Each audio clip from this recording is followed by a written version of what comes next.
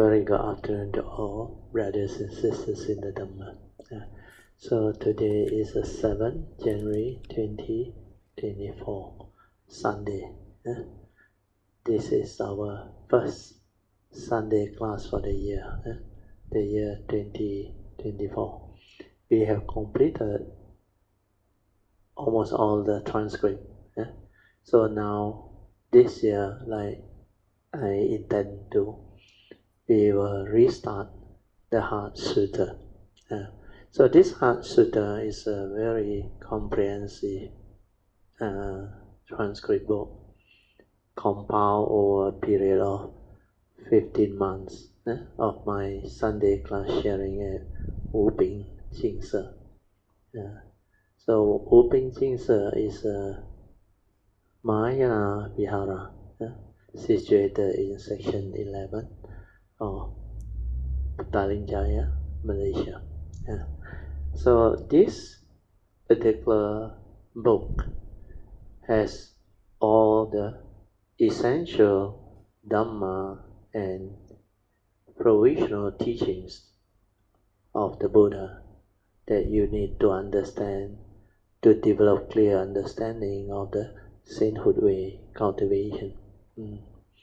Then in between there are some little sharing here and there regarding the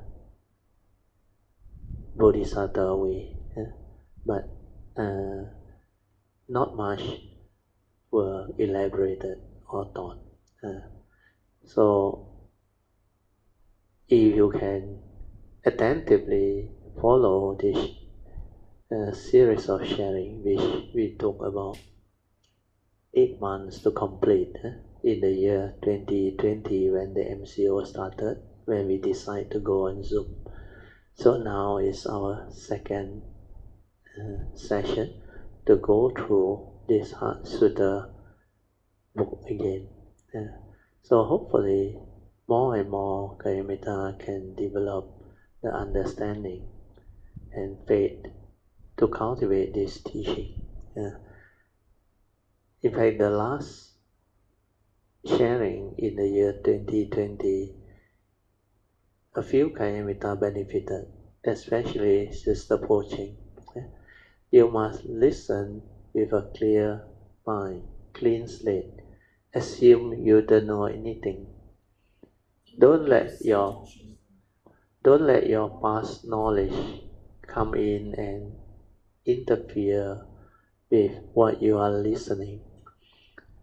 The knowledge that you have gained from your past practices or earlier practices, you can just allow it to remain in the memory, but don't allow it to come out and interfere. Don't compare, don't analyze and do all those things. What you need to do is have an open mind to listen attentively to what is being shared, as if you are learning the Buddha Dhamma for the first time. If you do that, you will learn. You will pick it up very fast. Then from there, with that understanding, you develop the cultivation and put it into practice. Means you cultivate the meditation as taught by the Buddha with understanding. Then you progress very fast.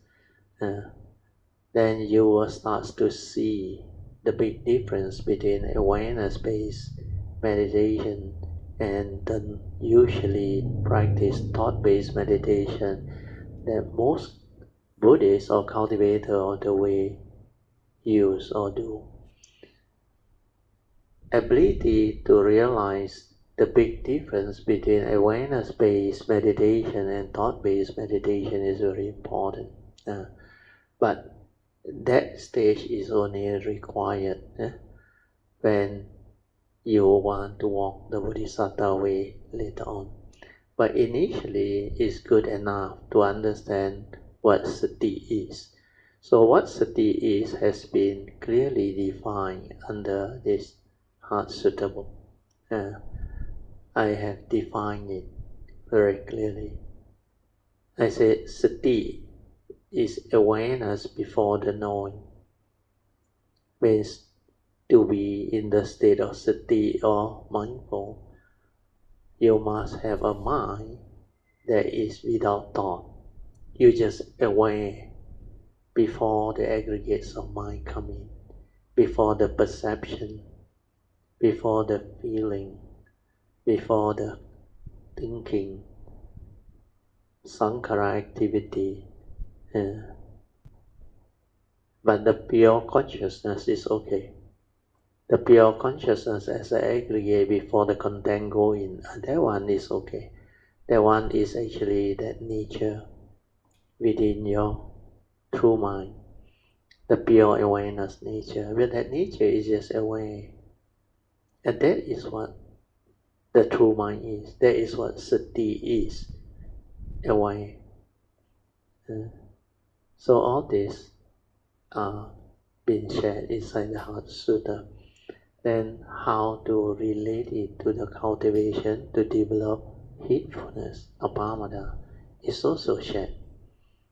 So this second round of sharing of this Heart Sutta, maybe over 8 to 9 months, I'm not very sure, will be slightly different again. This time we zero in on the understanding part, which most of Kayamita can follow by now. So the sharing will be a lot more interesting, more in-depth, and more impactful for all Kayamitas. Whether you are new or you are old, you can benefit from it. 南无本师释迦牟尼佛。南无本师释迦牟尼佛。南无本师释迦牟尼佛。南无观世音菩萨。南无观世音菩萨。南无观世音菩萨。南无阿弥陀佛。南无阿弥陀佛。南无阿弥陀佛。南无弥勒佛。南无弥勒佛。南无弥勒佛。南无普贤菩萨。南无普贤菩萨。南无普贤菩萨。南无地藏王菩萨。南无地藏王菩萨。南无地藏王菩萨。南无佛菩萨。南无佛菩萨。南无佛菩萨。อะระหังสัมมาสัมพุทโธภะคะวะพุทธังภะคะวันตังอะภิวาเทมิ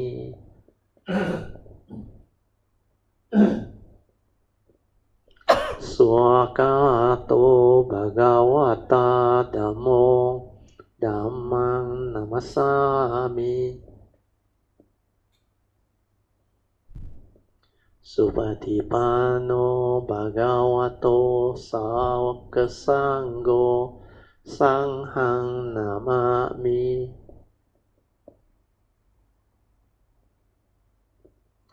นะโมตัสสะภะคะวะโตอะระหะโตสัมมาสัมพุทธัสสะนะโมตัสสะภะคะวะโตอะระหะโตสัมมาสัมพุทธัสสะนะโมตัสสะภะคะวะโตอะระหะโตสัมมาสัมพุทธัสสะพุทธังสรณังกัจฉามิธัมมังสรณังกัจฉามิสังฆังสรณังกัจฉามิดุติยัมปิพุทธังสรณังกัจฉามิดุติยัมปิธัมมังสรณังกัจฉามิดุติยัมปิสังฆังสรณังกัจฉามิตติยัมปิพุทธังสรณังกัจฉา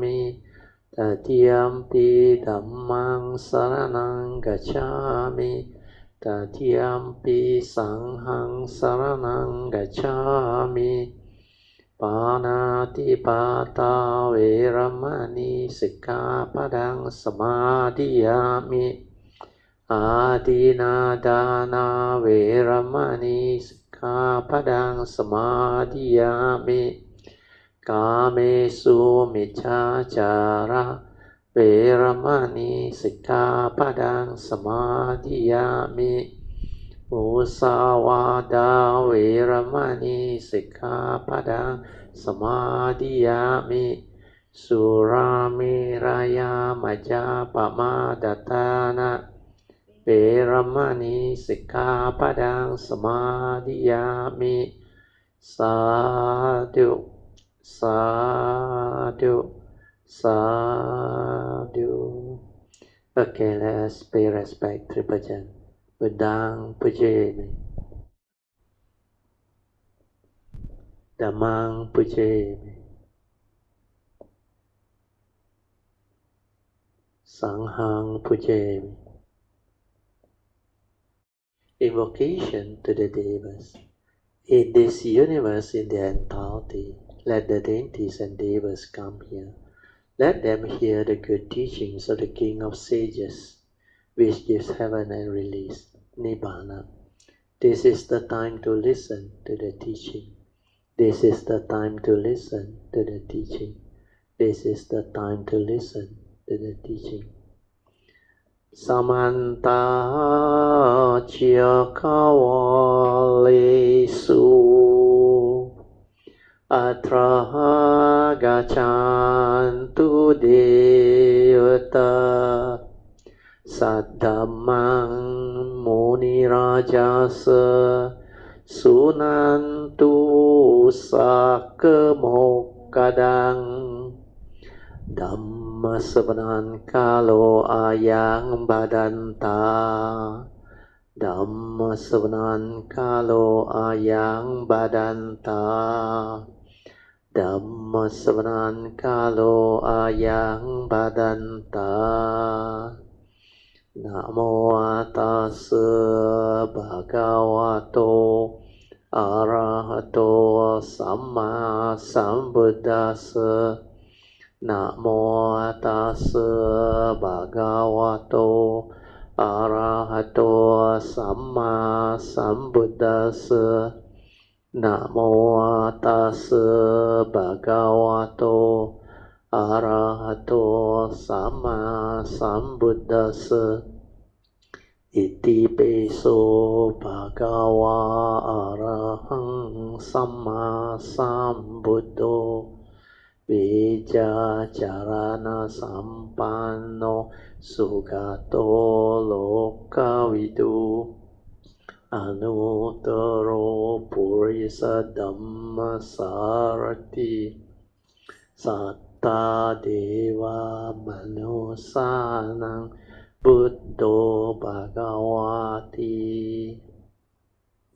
Swakato bhagavata dhammo sanditiko akaliko ehipaseko opanayiko pacyatang veditabo enohiti Supatipanno bhagavato sāvaka sangho Ujjupatipanno bhagavato sāvaka sangho Nyāyapatipanno bhagavato sāvaka sangho Samicipatipanno bhagavato sāvaka sangho Yadidang cattari purisa yukani atta purisa pugala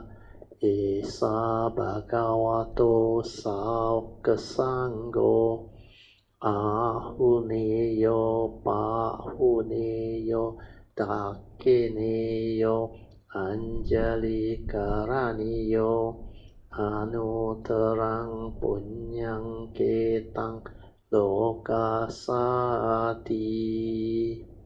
Sadhu Sadhu Sadhu. Okay, now we shall officially commence our today's sharing on the Heart Sutta. Like I explained just now, this Heart Sutta transcript book It's a very comprehensive book on the provisional Dhamma that the Buddha has taught us. It is based on the Theravada tradition. But my nature likes to combine it with the Mahayana tradition's teaching, because the two teachings, they are in fact one and the same teaching. The basic, fundamental, essential Dhamma are the same. But the Mahayana teaching, they go further by developing the Supreme Vehicle teaching, or what we call the Bodhisattva ways teaching, to develop the perfection to realize Sammasambuddhahood, which Sakyamuni Buddha also did. But that phase is very extensive, very long. That's why the provisional teaching of the Buddha, or what they call the initial provisional teaching that the Buddha shared with the world, we often term it the Theravada tradition.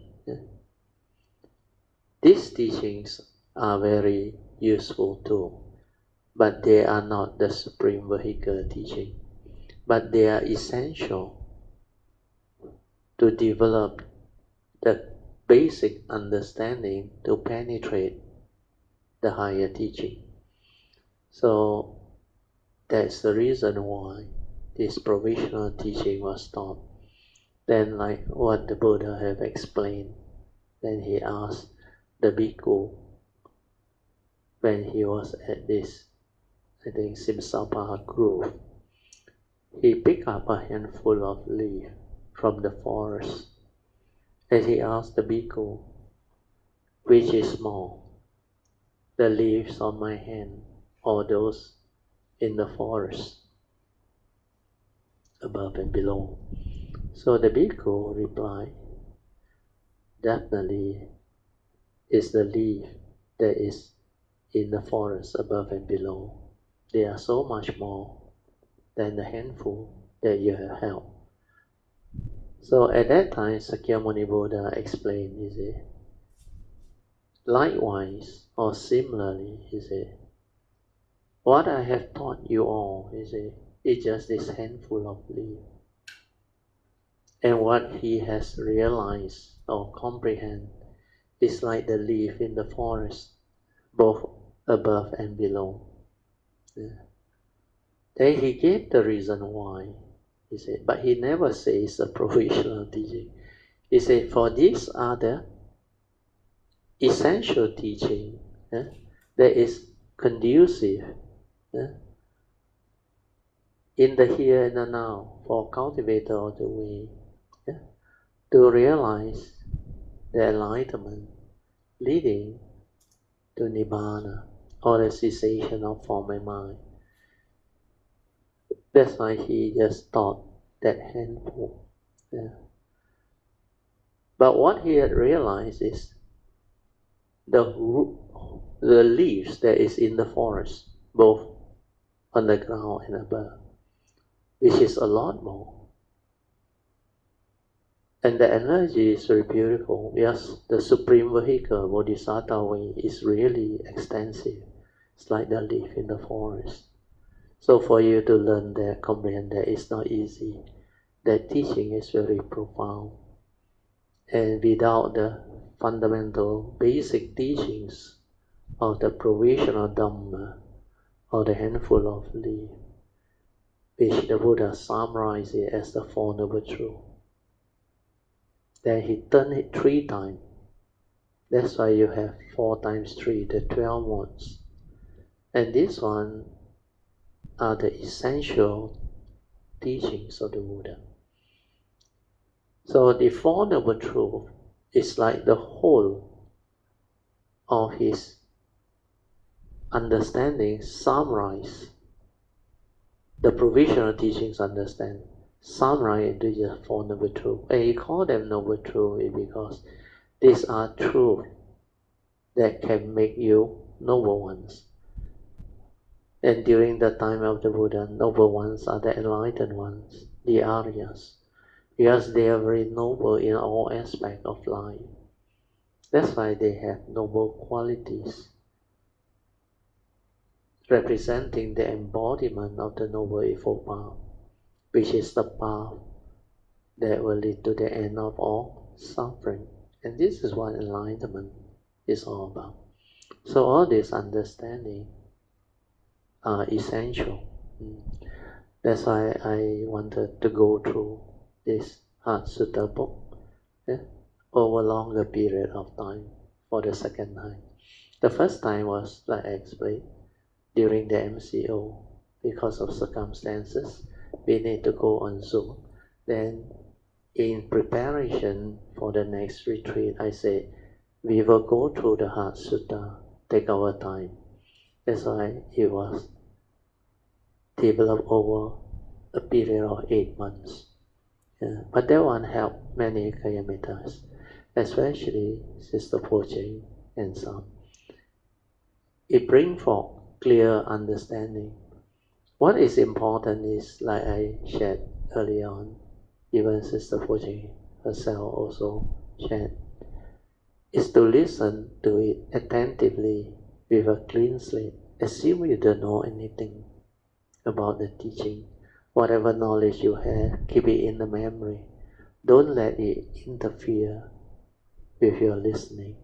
Don't go and compare, analyze, and discriminate. No, just listen attentively. If it's the truth, it will stand up to investigation. If it's not the truth, have an open mind. Just let it be. Wait until the time when you can have the understanding to understand it. Then maybe your understanding will transform and allow you to understand it. Then you realize, based on your past knowledge, views, opinion, and conditioning, this teaching that you just heard may not be in accordance with what you learned in the past. Then when you realize this, then you give the new teaching with the new understanding a try, then you realize you progress.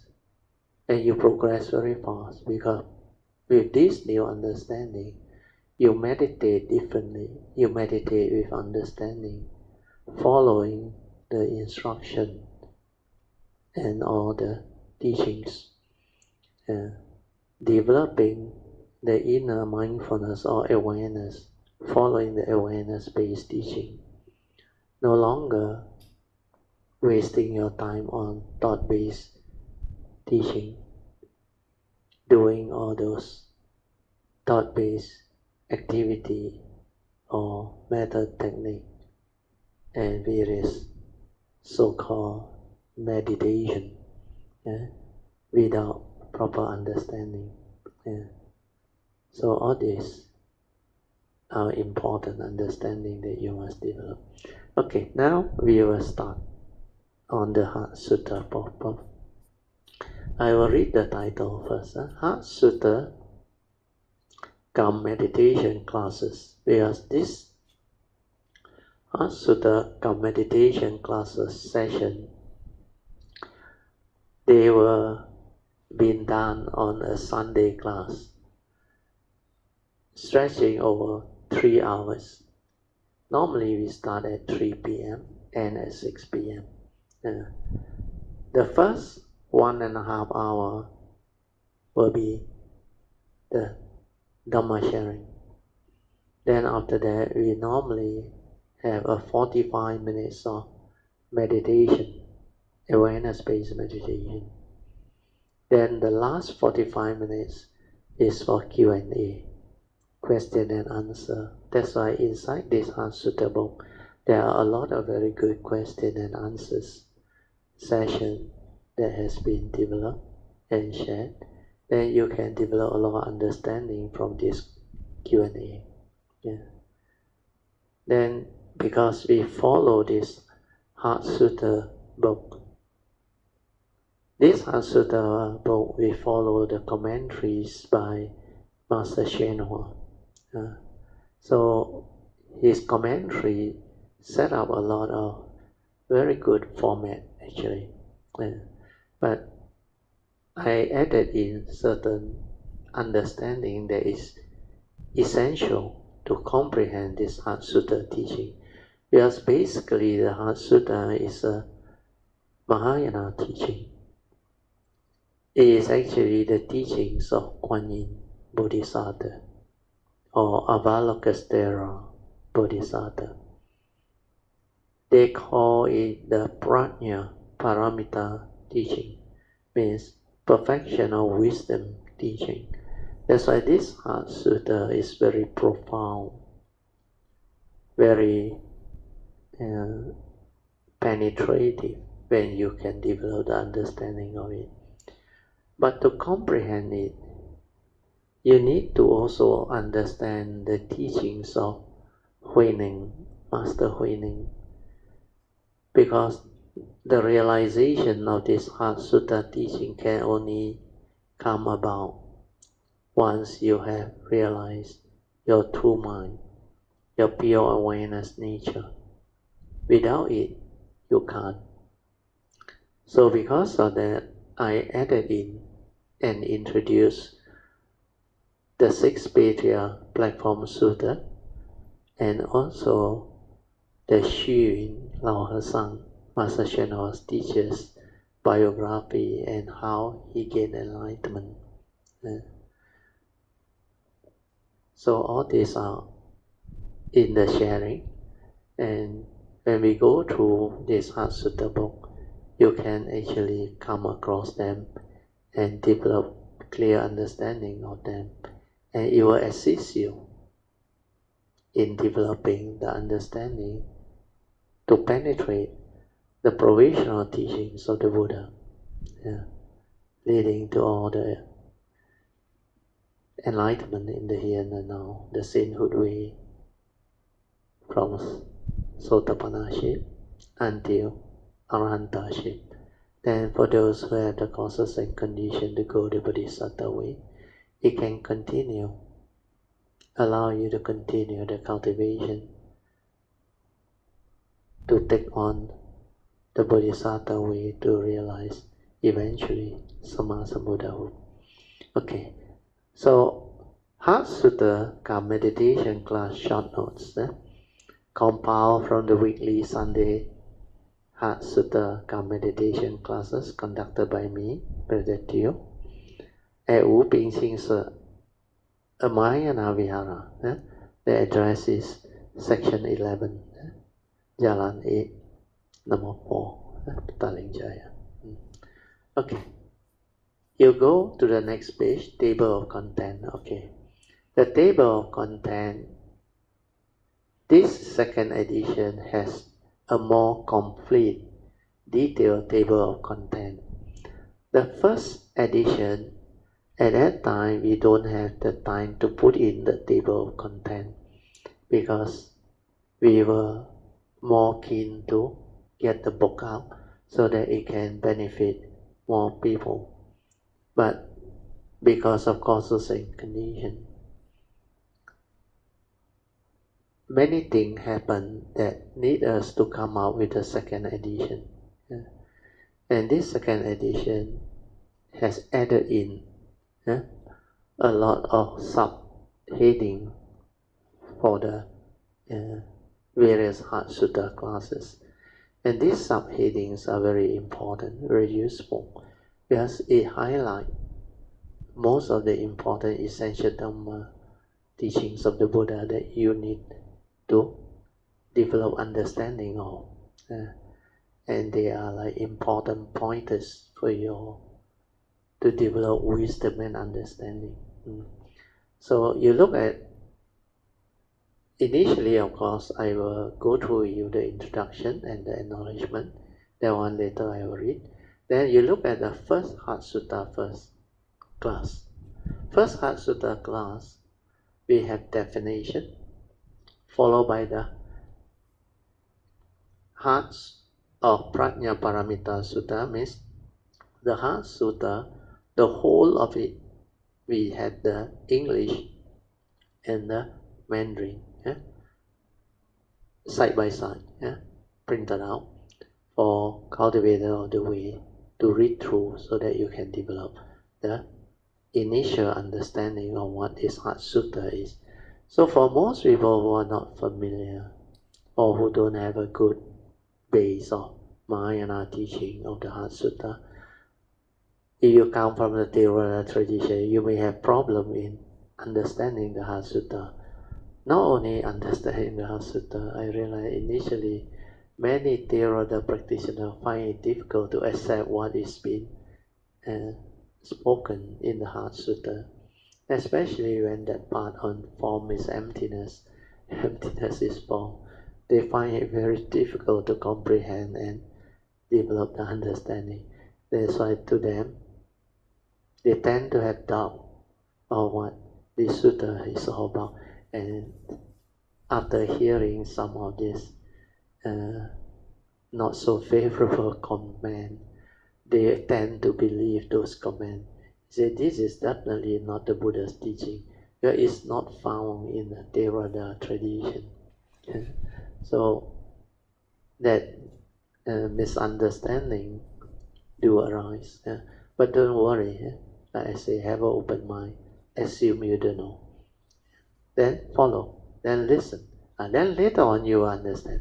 As I explained, you will understand. Actually, there is no difference from pure Theravada teachings understanding.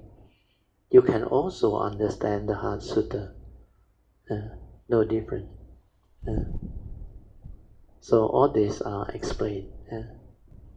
Then after that, the most important part of the essential Dhamma that we have to understand is the 5 aggregates of form and mind. The 5 skandhas. Then the next one is the 5 mental hindrance, the 5 opposite spiritual faculty, then the 5 daily contemplation, then the meaning of craving, meditation, and attachment or clinging. Then Heart Sutta 2, we have the 10 perfections or paramita, then the Mahayana 6 perfection or paramitas. Then we have the words of wisdom by the Buddha, all the Dhammapada verses that is important. Then Buddha's advice before his parinibbana, to strive on with heedfulness. Then the final summary of the first noble truth of dukkha. Then the 7 factors of enlightenment, satta bhujanga, the 3 universal characteristics. Then the 5 universal order. Then the 3 evil roots. Then how to see beyond form. Then definition. Important quotes from 6 Patriarchs or Huineng's Platform Sutta. Then we have the 3rd Sutta class, where there are questions asked. Why must we go through the introduction by Master Hsuan Hua? Why must we also study the 6 Patriarchs Platform Sutta? Then 1.3 is 6 Patriarchs Platform Sutta. 1.4 is mundane life, with and without spiritual understanding. Then 1.5, the essential understanding. Then we move on to 4th Heart Sutta class. You can go through all this yourself. These are important subheadings. Then you can develop clearer understanding as we share it with you. So all the way until Heart Sutta class 39. 39 or 40. Backwards some more. 41. So after Heart Sutta 41, we have what they call the Appendix 1, where we repeated this Heart of Prajnaparamita Sutta there. Then the Appendix 2 is the Heart Sutta chanting in Mandarin. How come got the word error? Is it only in your that one? Not in the book, is it? as to appendix 2. That is okay, huh? Need to update this, what they call soft copy. Yeah? Then just now I also saw the word awareness, wrong spelling. I will let you have it later. Huh? I forgot which one already. Okay, anyway, we will continue to appendix 3. Appendix 3 is very important. Where we go through the lesson 5 of the Satipatthana Sutta and meditation class. That one, a lot of beautiful sharing. So lesson 5 of the Satipatthana Sutta meditation class, we shared a lot of Q&A plus Krishnamurti's teaching. So here we have the Pure Land chanting, the question, is it meditation? Then you have the other subheading, how to develop the 5 spiritual faculty, leading to heedful living, overcoming the 5 mental hindrance, leading to the direct seeing, leading to enlightenment. Then how to cultivate the 5 spiritual faculties. Then mind and chanting as one, awareness of chanting, cultivation of the 4 foundations of mindfulness, then cultivation of Noble Eightfold Path.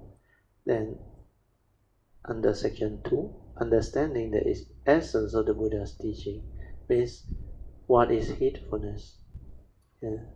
Then what is sati, the first factor of enlightenment. Then how to stabilize the sati or mind to cultivate the 4 foundations of mindfulness. Then we have the pitfalls of thought-based meditation. Then section 4, sati, mindfulness or awareness, the definition and the understanding. So you can have a mind full of awareness.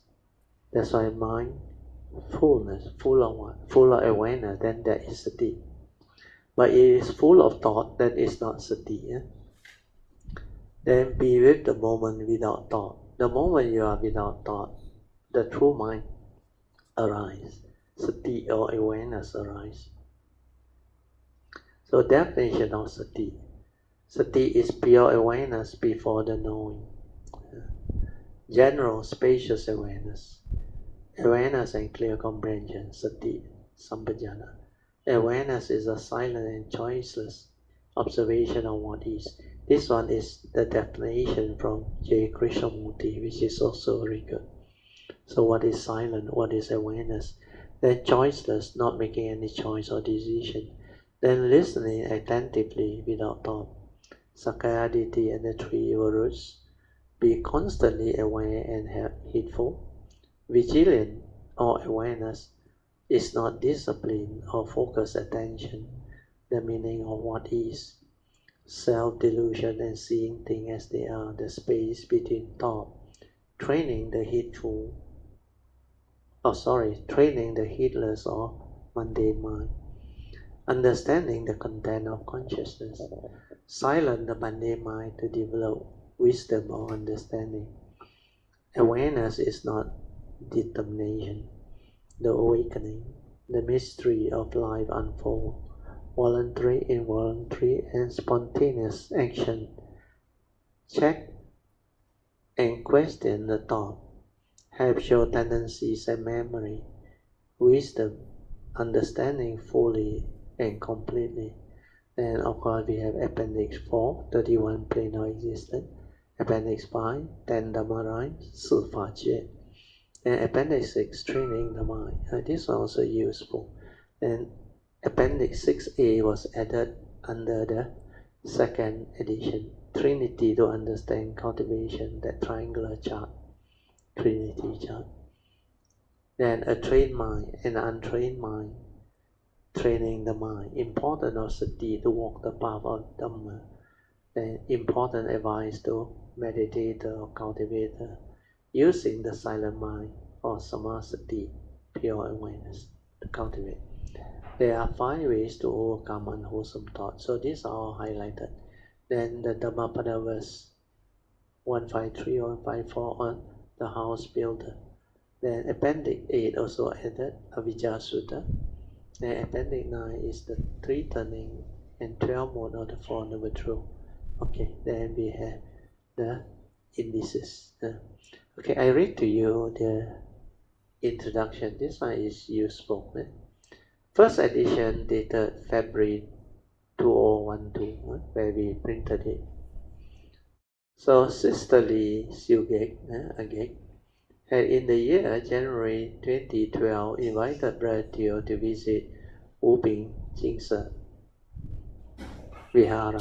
And it was during this visit that Sister Lee had requested Brother Teo to conduct this weekly Heart Sutta Calm meditation class at Wuping Jingse Vihara.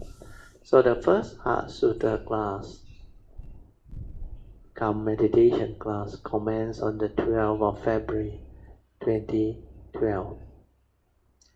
And it continued till the 19th of May 2013 for a period of about 15 months. This was then followed by the weekly Satipatthana Sutta Calm meditation class. Initially, short notes were prepared by Sister Lee and forwarded to Brother Teo for editing, before using it for sharing at the next Heart Sutta Calm meditation class. And this was how the Heart Sutta Calm meditation classes short notes comes about. Many Kalyamita who had attended the classes had found the short notes to be very beneficial and rather useful. Hence the reason why they had suggested that it be compiled into a book, so that it can also benefit others who had the affinity to receive it later.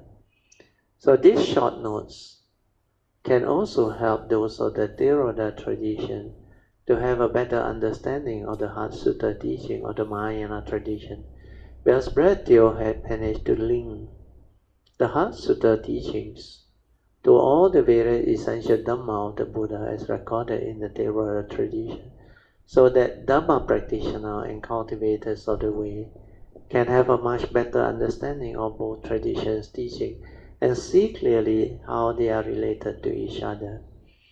Brother Teo had also managed to link and explain clearly how all the essential Dhamma of the Buddha as recorded in the Theravada tradition come about, and how they are connected to each other, thereby making it much easier to understand. That's why the link, the interconnection, connectivity.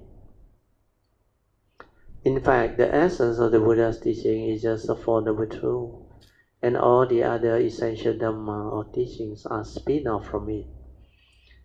It has also been Brother Teo's sincere intention and wish that Dhamma friends, spiritual practitioners, seekers of truth and cultivators of the way will be able to make use of this enclosed Heart Sutta Calm meditation classes short note to develop a better and clearer understanding of the Dhamma as taught by the Buddha, so that they may progress along the path of Dhamma to become more virtuous and wiser human beings that can be a blessing to all. As these short notes were mostly only important pointers as prepared by Sister Lee for my editing, as such, it may not be as complete as compared to the recorded sharing or talks. Hence, it's hoped that reader who wants to benefit more will listen to a recording, so as to have a clearer and more complete understanding of what has been shared. For those who want to listen to a recording, they can download the talk from our website, www.broteo.com. By clicking on the menu, then go to Repository, then go to Recording of Classes, then go to Sunday Class Wuping Jingse, then go to Heart Sutta 2012 recording links. So all are there. Or you can contact Brother Chin Hao at that email, or Sister Lee. And now maybe Sister Lee you can contact her, because at the moment I think she is off contact. Yeah. So you contact Brother Chin Hao or Brother Sui An at his email for more detail. Okay, then the second edition is very important. This was done in the year 8 March 2020 during MCO. The reason for this second edition was moved earlier to coincide with the need of a second reprint of the Heart Sutta book, because we realized the first reprint was running out, no more books left, so we need to prepare for the second reprint. Then in doing so, we have included the following activities to help improve the readability of this book. Correct whatever printing error, spelling, and grammar mistakes detected in the first edition. And since the first edition's text was aligned to the colloquial speeches in the talk, some editorial amendment has been made to the text without distracting from the essence of the talk. Then useful subheading, this one was the one I shared with you, have been added to all Heart Sutta classes listed in the table of content to help reader look for the appropriate topic that interests them more easily. Then Appendix 8 was added, explanation of Avijja Sutta, Sutta on ignorance. Then there is this Appendix 6a also added, Trinity Triangle, to understand cultivation. Then we go to the acknowledgement. It is the donor's sincere intention that this Heart Sutta meditation classes, short notes, second edition, be given free to all those who are interested and have the affinity to receive them. I would like to take this opportunity to thank and rejoice in the generosity and wholesomeness of all those Dhamma friends of Kayamita who had donated and helped out in the compilation, typing, formatting, proofreading, etc. to make this free distribution of Dhamma Dana possible. Special thanks should be accorded to Sister Bhavasuri, who had personally taken the initiative to prepare the second edition updates for my editing. And also Brother Teo, Sister Engbi, and Sister Sui for their very useful and rather important input, thereby enabling this Heart Sutta meditation class short note edition 2 to have the condition to be printed for free distribution. By the power of these merits or wholesomeness, may all beings be well and happy, free from all mental and physical suffering, harms and danger, and may there be love, peace and joy deep within their hearts, so that the world will be much more peaceful, with greater harmony always. And may it also pave the way for there to be causes and conditions for all Dhamma friends who have donated or helped out in one way or other to realize their good and noble wishes or aspirations soon as possible, with metta always, bring me. Okay, so now we continue with our official sharing. First, Heart Sutta meditation class by me at Wu Ping Ching Sir on the 12th February 2012. So almost 12 years ago. You see the time? 3 to 6. Short notes taken during the talk for sharing. Part 1, Introduction. So this one is from Master Xuan Hua's commentary. So we introduce it here also. So if you want to find out more detail, you can go into the web link, www.answer.com, where they have their library, religion and spirituality. The main word that they introduce is paramita. is a Sanskrit word meaning crossover. In Mahayana Buddhism, paramita means a perfection or a virtuous quality practiced or cultivated by a bodhisattva in the course of their spiritual cultivation. Prajna is a Sanskrit word and Panya is a Pali word. Both have the meaning of wisdom. Okay.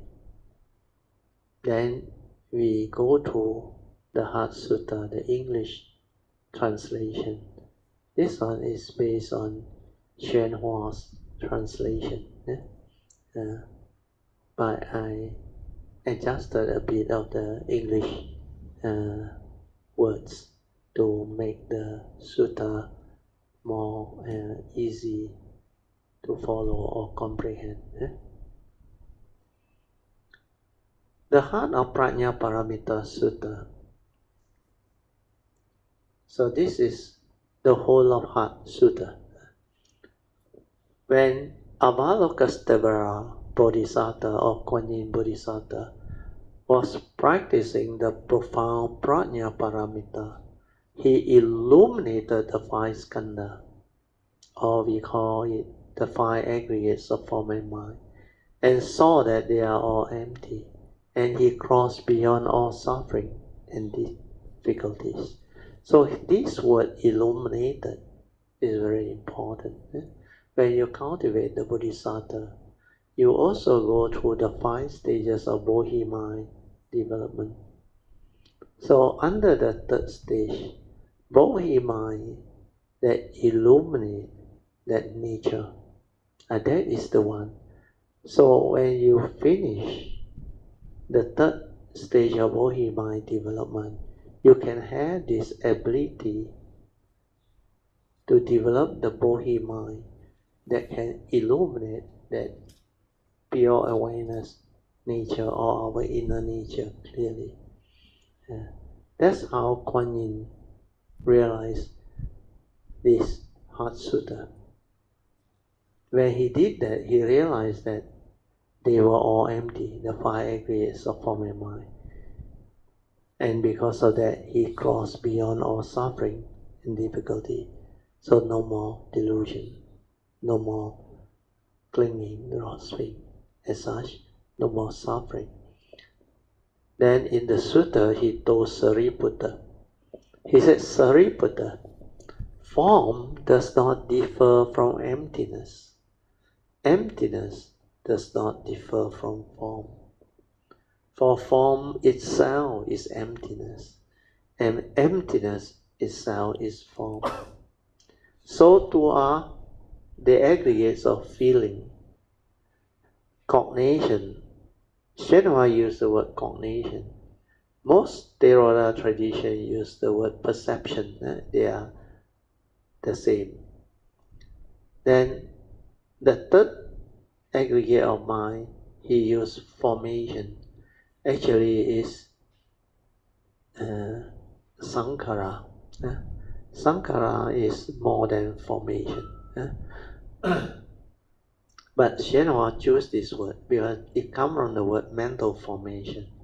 When the mind forms something, is the mental formation. Then the last aggregate of mind is consciousness.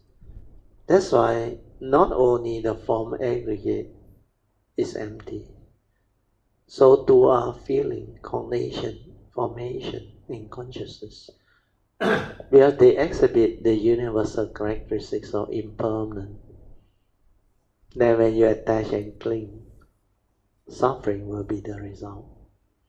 And because they are impermanent, it is not a permanent, unchanging entity where you can grasp onto, cling onto, and hold onto as the I and the me. That's why it is empty, not so real, not what you think. Then Kuan Yin Bodhisattva continued to explain to Sariputta. He says, Sariputta, all Dhamma are empty of characteristics. Means all this Dhamma, they are empty of characteristic, not what you think. That's why she explained by telling Sariputta, they are not produced, not destroyed, not defiled, not pure, and they neither increase nor decrease. Therefore, in true emptiness, when you realize the penetrative wisdom in true emptiness within the unconditioned, there is no form, no feeling, cognition, formation, or consciousness. Means the five aggregates also not there. Then the senses, no eye, no ear, no nose, no tongue, no body and mind. And likewise, the sense data, no sight, sound, smell, taste, object of touch, or Dhamma. No feel of the eye means the consciousness. Seeing consciousness, hearing consciousness, smell, taste, tactile, and thought consciousness. Or including no feel of thought or mind consciousness. And no ignorant or ending of ignorance up to and including no old age, sickness and death, and no ending of old age, sickness and death. Then there is also no Four Noble Truths, no suffering, no accumulation, no extinction, and no path, and no understanding, and no attaining.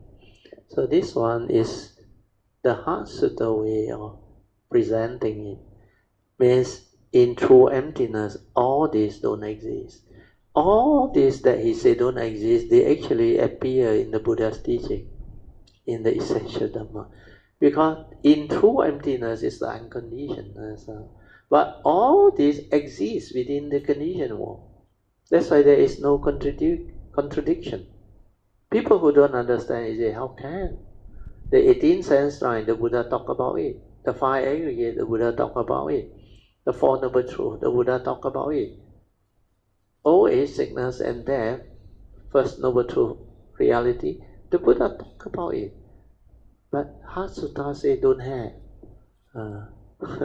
But people who cannot understand, they will comment in such a manner. That's why I say have an open mind. Before you can grasp and understand, have open mind. Don't create unnecessary karmic obstruction. Don't comment. Then you don't have the understanding. So all this, when you understand, when you have realized profound wisdom, means realize the unconditioned, true prajna, means true emptiness. Really, all these conditions arising, Dhamma, they are not real. That's why to them, they don't exist. So when you realize true emptiness, you break free from all this. But those who cultivate the Bodhisattva way, they will understand. Because they know when they come through the karmic conditioning or the karmic process, the first to appear is the five aggregates of form and mind. But you need this vehicle and tool to arise. Then when it arises, this is the one that has to live within the existential world, the conditioned world. This is not the unconditioned, this is the conditioned world. That's why within the conditioned world, all these conditioned Dhamma that the Buddha taught us, they exist. The five aggregates of form and mind, the Four Noble Truths, the eight realities, everything, they exist. Then the I and the me, the five aggregates, they actually exist. But are they real? That one needs wisdom, penetrative wisdom, to actually transcend, to go beyond, so that it will not delude you, afflict you, or cause unnecessary delusion in you. So these are the understanding.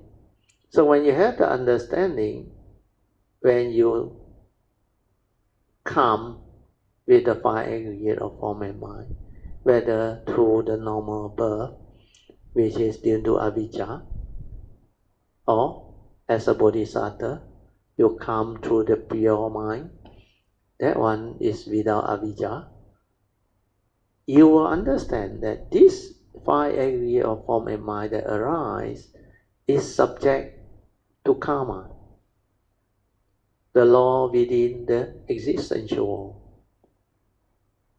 The five pancha niyama, they governs life and existence.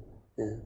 Then you also understand that the conditioned Dhamma, all those that the Buddha taught and teach, they exist within the conditioned world. That's why duality exists within the conditioned world. They are as real as they can be. And there is such thing as life, existence, birth and death, enlightenment, and so on. So all these are the understanding. That's why there is no contradiction when you understand. But when you don't understand, it appears like everything is not in accordance. Very contradictory. So we will continue. Then next paragraph. Kuan Yin say, because nothing is attained, the Bodhisattva, through reliance on prajna paramita, based on the perfection of wisdom understanding, is unimpeded in his mind. Means no more delusion, nothing to cloud, dilute, and impede it. Because there is no impediment, he is not afraid. Means there is no fear, nothing. And he leaves distorted, false thinking, or dream thinking far behind. Ultimately, nirvana. Then he said, this statement is very important. All Buddha of the three period of time attain anuttara samyak sambodhi, means Sammasambuddhahood, through reliance on this prajna paramita. Just imagine, every Sammasambuddha have to realize this perfection of wisdom, which is the Heart Sutta, to realize Sammasambuddha. That's the reason why this Heart Sutta wisdom is so exceptional, so beautiful. That's why it's very widely taught and very widely promoted. Then Kuan Yin Bodhisattva continued, therefore know that prajna paramita is a great spiritual mantra. So this is very important. A great bright mantra, a supreme mantra, an unequal mantra. It can root out all suffering. It is genuine and not false. That is why the mantra of prajna paramita was spoken. Then the advice is recite it this way. If you recite this, prajna paramita mantra, this is a mantra, not a sutra. It will link you to Kuan Yin Bodhisattva's nature. You can develop affinity with Kuan Yin and all those things. They normally recite it as gate gate paragate, parasamgate pohi swaha. So you can continuously chant this. Gate gate paragate, parasamgate pohi swaha. Normally I will chant it 3 times. Gate gate paragate, parasamgate pohi swaha. So this summarizes to us basically what the Bodhisattva, Kuan Yin, or Avalokiteshvara's profoundly realized teaching of the Heart Sutta is. That's why she called it the Prajna Paramita Sutta, Prajna is wisdom. Paramita is perfection. So the perfection of wisdom sutta, no? That's why it's a very special sutta. Then for those who know Mandarin, you can read the Mandarin version down there. 观自在菩萨. So all this. The Mandarin one actually stand out better for those who know Mandarin.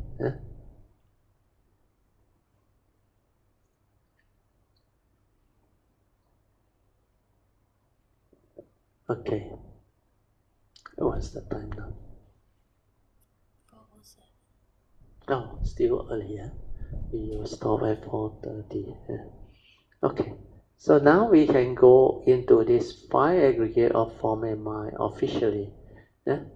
So there are 2 aspects to this 5 aggregate of form and mind. So this one is seldom taught clearly. In the Theravada tradition, they only mention about the 5 aggregates of this form and mind. So normally is just taught the 5 aggregate and what they are, especially the Pali words. Rupa, Vedana, Sanya, Sankara, and Vijnana. So all this they commit to knowledge, memory. Then they try to rattle them or recite them. Then they remember them for Pali exam and all those things. But to cultivate, it is important to develop the understanding. If you don't have the understanding, it's of no use to you. That's why you don't have the understanding, you don't know that there are 2 aspects to this 5 aggregate of form and mind. So we will slowly go through my sharing note first, then later on I will explain on the whiteboard, so that you all can have better understanding. Okay, the first aspect of the 5 aggregate of form and mind is as a human being, where the rupa form is the physical form or physical body. Like all of us as a human being, we have a physical body, right? So it's very easy to understand. This is the first aggregate of the 5 aggregates of form and mind, or the human being. So the first aspect is as a human being, I have a physical body. Then the second aspect is as the 5 mental aggregates, where the mental forms are external form brought into mind by the aggregates of perception or sanya. Perception or sanya is translated as cognition by Venerable Xuan Huang in his book, The Heart of Prajna Paramita Sutta. Okay, so this picture will make it easier for you all to understand. So this one, you look at the chart, you have the form and the mind. Then in Pali, the form is called rupa. Then the mind is called nama. That's why nama rupa is actually the Sanskrit word for form and mind. Here is not so clearly explained, because you listen to the whole tape. I explain it very clearly, but because at that time Miss Lee just get the summary, so that time I don't think anybody at that time attending can really understand what I was trying to share. That's why I just summarize it. First aspect, as a human being. Then second aspect, the form is mental form. When you combine the 4 aggregates of mind with the mental form, you also have the 5 aggregates of form and mind. That's why it's called the mental aggregate. But now I will explain it to you. Maybe I will use the whiteboard. So there is a physical body. They call it the physical body is the human being. Then there is a mind trapped inside. That's why the form and mind. Then to explain what this mind is, the Buddha asks, what can your mind do? That is how the aggregates of mind surface in the 4 rectangles outside. Okay, so I draw it on the whiteboard. So 5 aggregates of form and mind. So first aspect, as a human being. So this one is very easy to understand. As a human being, we have a physical body. So this one is the physical body, or the aggregates of form. Then we have a mind trapped inside. So when we want to develop the understanding of what this mind is, then we inquire, what can your mind do? Once you inquire this, you will be able to develop the understanding of what these aggregates of mind are. So the first thing that your mind can do is what? Your mind can... What is the first aggregate? Your mind can... You have used your mind before that. The first one is it can feel. The aggregates of feeling, or what we call Vedana. Then the second one is it can perceive. Whatever you want to know, you can perceive it. Or we call it the Sanya aggregate in Pali. Then the third one is Sankara. So this Sankara aggregate is actually your whatever mental activity or mental perception of formation. So this one is mental activity, formation, mental states, mental intention, etc. Everything that your mind can do. This one is under Sankara. Then finally, what else can your mind do?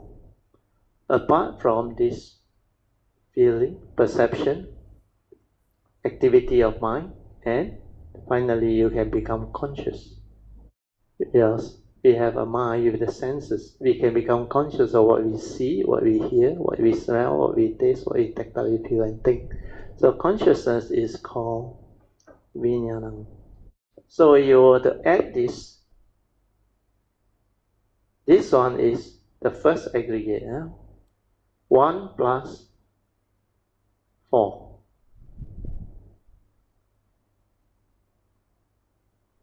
So these two you add together equals 5 aggregates.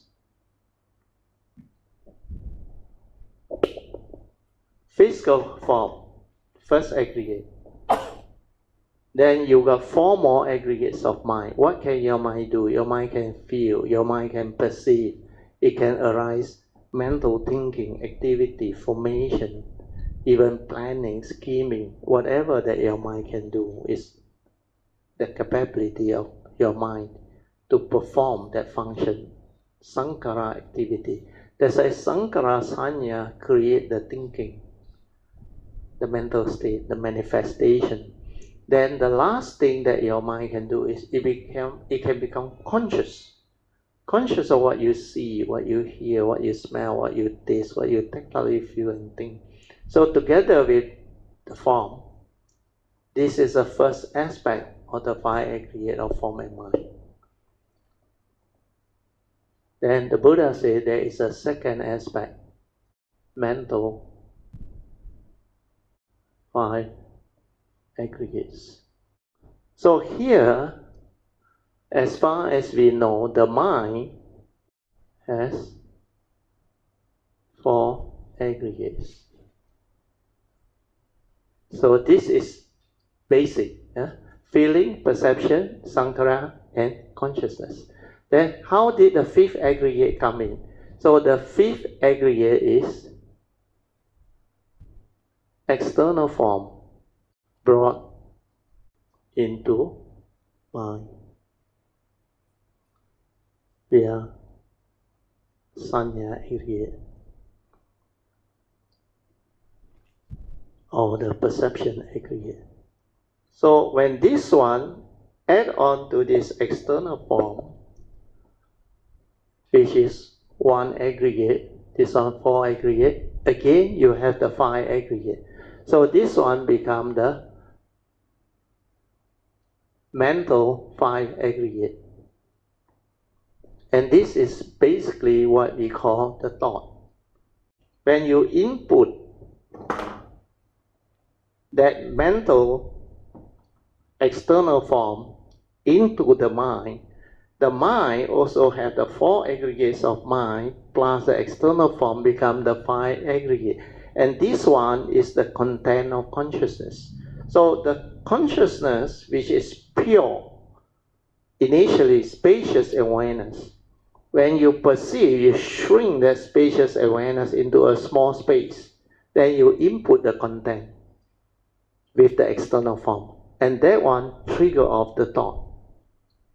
That's why the pure awareness, when you shrink it and introduce the content, it becomes the thought. And this is the second aspect of the 5 aggregate of form and mind. And within the Paticca Samuppada, the fourth link, that Namarup is this second aspect, the 5 aggregates of form and mind, or what we call the thought. And that one is not the first aspect. So if you don't have that clear understanding, you cannot comprehend the Paticca Samuppada as taught by the Buddha. Okay? So with this, hopefully, it is clear to you. So this is just like a revision for those who have gone through the classes with me. Then you can develop the clear understanding. So Pauline now can understand. Pauline? Are you there? Yes, Brother Teo. Can understand already now? Definitely not understanding level, Brother Teo. You at least at the knowledge level, can you follow now? Yeah. That is the beginning. After that, silence your mind and find out, understand or see how the perception come in. That one you need stable sati. When your sati stabilize, then you can do it. Understand? Because you will come to realize without memory, you cannot perceive anything. If it's something new to you, not in your memory, not in your conditioning, you cannot make words out of it. You cannot come out with anything. But because you have the memory, that's why the perception aggregate can just come out and perceive according to your views, opinion, conditioning, and belief system. That's how sanya, perception, can actually delude the living being. Because before you have the wisdom, all your perception will be deluded perception. There is no wisdom behind. So you perceive according to what your memory tells you. You do not see things as they are. You cannot have the pure seeing, the pure perception of what is, which is the reality. When you can perceive what is as the reality, that is your direct seeing. Means you see things as they are, without words, without concept, without knowledge.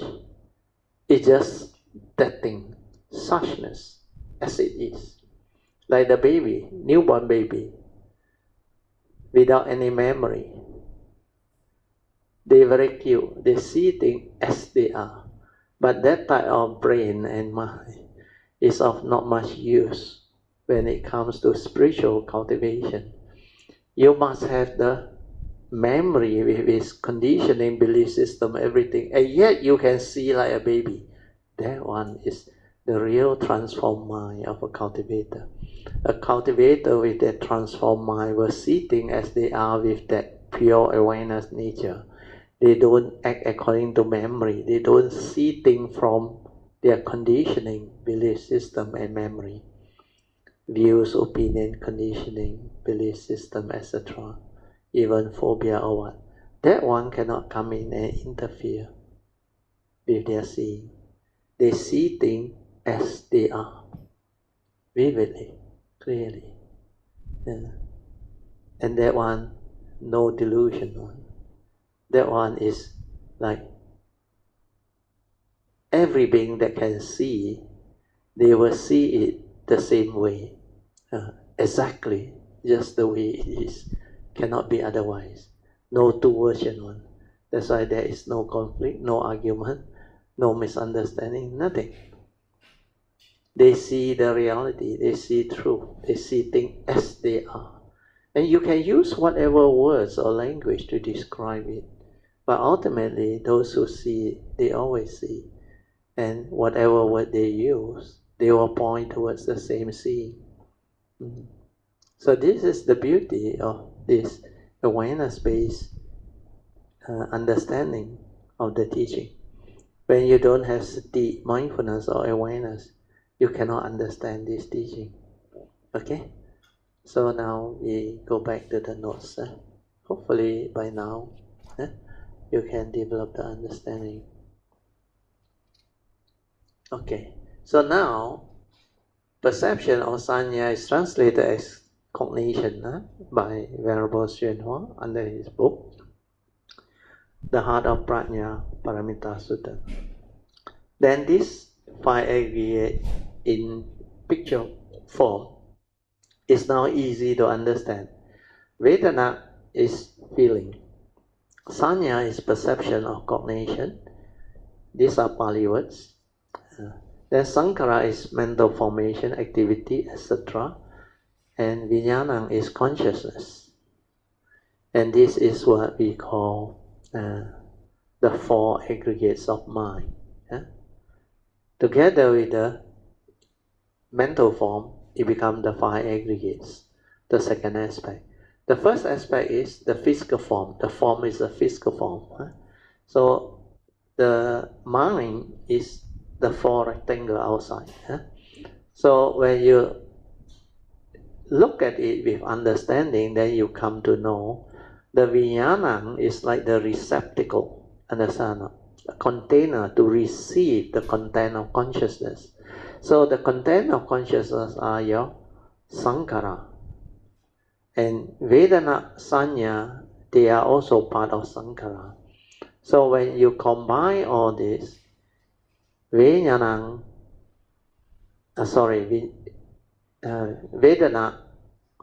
Sanya, and Sankara, they become the content of consciousness. Basically, the content of consciousness is just Sankara. That's why under the wisdom word of the Buddha, when he summarized the three universal characteristics, he always used the word Sabbe Sankara Anicang. All Sankara is Anicang. He never used the word Sabbe Vedana Sanya Sankara Anicang. No. He used just one word, Sankara. Where Sankara include all the content. Is inclusive of Vedana and Sanya. Then Sabbe Sankara Dukkham. All of Sankara end up in suffering when you grow up and cling via Sakayaditi or self-delusion. Then the last one is he used Sabbe Dhamma Anatta. Via that one he wants to make it clear, even the unconditioned Dhamma is still Anatta. That's why he never used Sabbe Sankara Anatta. No. Sabbe Dhamma Anatta means whether conditioned or unconditioned Dhamma, all Dhamma, whether conditioned or unconditioned, is still Anatta, non-self, not a permanent unchanging entity. Then the next definition down there is Sankara equals to mental formation, mental activity, mental states, mental intention, mental planning, scheming, etc. Everything that your mind can do, including feeling and perception. By now, I think it's clear. Then what is consciousness? Consciousness is like the light bulbs that light up, and that's the physics experiment. When the switch is on, the light bulb just light up. Means based on nature's law, upon contact of mind with the sense spaces and the external sense object, that respective consciousness arise, like the light bulb. That's why the Buddha say, in the seeing, there's only the seeing consciousness, no one to see.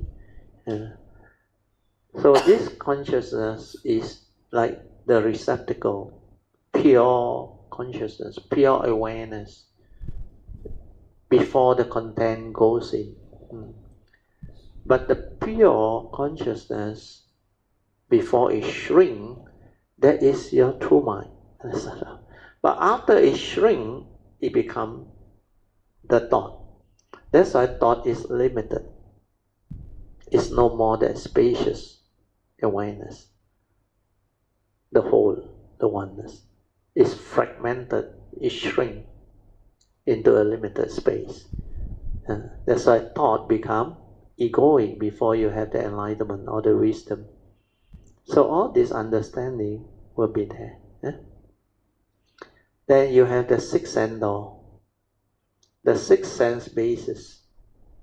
We have the eye as an organ, our ear, our nose, our tongue, our bodily tactile, and the brain, which give rise to the mind door. So this sixth sense door can trigger off the respective six type of mind consciousness. It can be a seeing consciousness, hearing consciousness, smell, taste, tactile, and thought process, or thought consciousness. So these are the important understanding of the five aggregates of form and mind. Okay? Okay. 4:32. Just nice. We will end here. Then we will have our 45 minutes of awareness-based meditation. Okay, I'll mark this page. For those who came in later, you wait for the video to come out and listen to it again, because today one is special. I start off the Heart Sutta again. The second session for me to explain the whole of the Heart Sutta class sharing means following this Heart Sutta book, which will give you all the understanding. The first one we did was the year 2020, over 8 months. So this one we may take 8 to 9 months, I'm not very sure. Anyway, listen to it. Go back to the beginning and listen to it. It will help you. Okay, now we will have our half an hour of awareness-based meditation. So just relax body and mind, maintain some form of attention within. Then remember the four support. Relax, first support, into every mind state. Then relax body and mind, completely relax. Feel yourself soothingly relaxed, at ease. Relax means no problem, no tension, no stress, nothing. Just relax. Then maintain attentiveness, attention inside. Means aware. Aware means before the knowing. Whatever arises, aware, finish. Don't continue with the thinking. Just aware. You can, no need to perceive also. Just aware, aware, aware. So the second support is maintain awareness. Then the third support is stabilize this awareness until it becomes very stable. So continue to relax, maintain awareness. Then whatever arises, aware, to stabilize this awareness within. Then let the thinking, everything slow down by itself. You like silently inside there, witnessing what is happening. As you relax and continue with the breathing and all those things, you will become very quiet, very peaceful, very still. Then all your thinking, they will slowly slow down and dissipate. And finally, it will end or cease. And that is the most beautiful moment when you can realize the thought ceasing. Then no more thinking.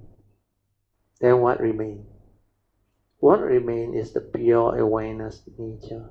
And that one you must realize it.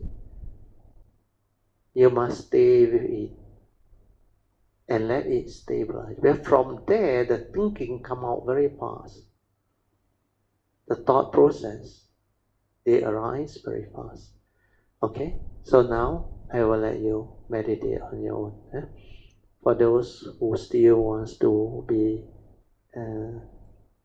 aided or assisted by your meditation object, you can still use it, like your anapanasati or whatever, mindfulness of the breathing. You can go there, no problem.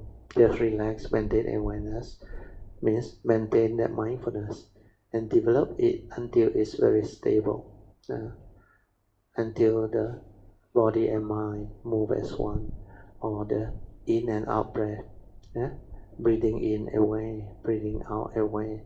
Just let it settle down, become very quiet, or stay at the heartbeat there, the heart there. Wherever there is any vibration, stay there. Be mindful of it, be aware of it. So you can detect any vibration within your heart area or your heartbeat, stay there. Make it your object of meditation to anchor there. So once you are able to be there, it will follow that rhythm, the movement. So initially it may be very gross, but never mind, stay with it. As you continue to relax and maintain awareness of it, the body and mind become like as one, in complete harmony and synchrony. Then you realize your heartbeat or your vibration, they will start to slow down, become more and more quiet, more and more quiet, more and more quiet, until very still, until like no more movement. Just do that. Don't try to know and don't try to do anything. Just maintain the awareness. Then that sati is the meditative mind, your true mind, your awareness nature, before the thought arises, before the thinking. Just realize that. Okay, you all can slowly, mindfully come out of the meditation. Then we will continue with our second session, which is meditation reporting, followed by question and answer, and also sharing of the Dhamma in daily life by any Kanyamita who has developed some form of understanding or experience. Amitabha, Brother Teo, Mrs. Teo, and all Kayamitas. Brother Teo, I will share Dhamma in daily life. Good. Yeah, but before that, Brother Teo, I want to say something about today's class. Very good. Yes. Today's class, Brother Teo, you can hear me, right? Can, very clear. Yes. Very clear. Okay.